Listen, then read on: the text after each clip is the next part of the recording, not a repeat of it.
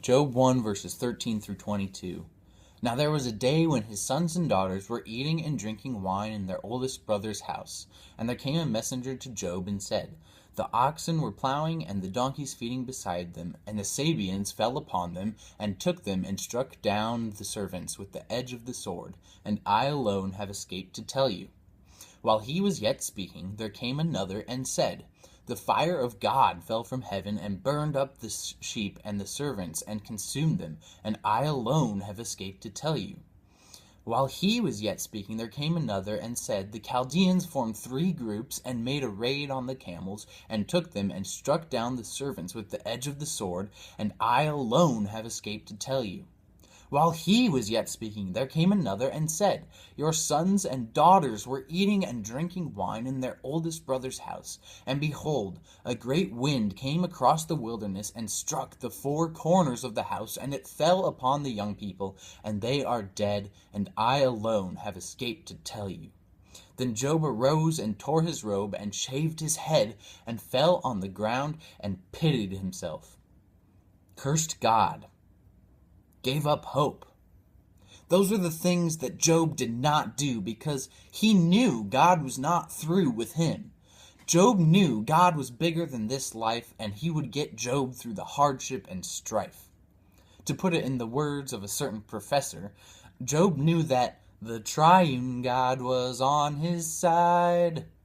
As Blanco stated last week, nothing can separate us from God's commitment to his people, which we have seen upon the cross. Job knew he was redeemed, and truly he was free.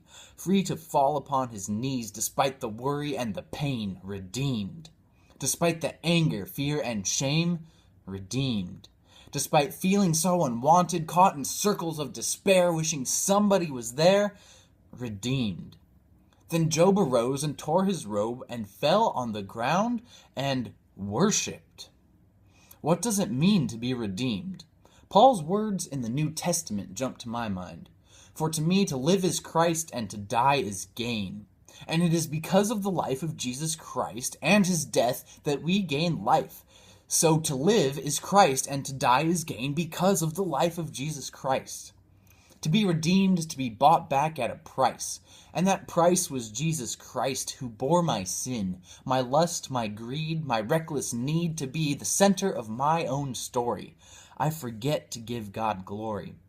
Jesus died that I might live, but he did not stay that way, and Job goes on to say, For I know that my Redeemer lives.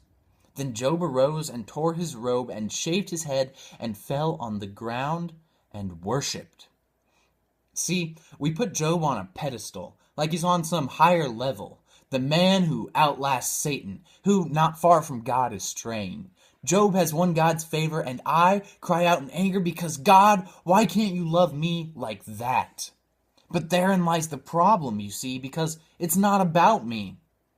That's what this man understood. He wasn't putting on a show.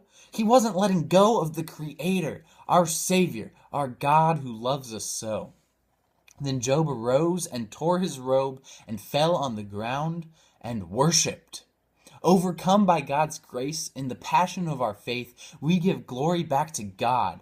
To worship is to celebrate, and truly it invigorates to throw yourself at Jesus, because he loves us and redeems us.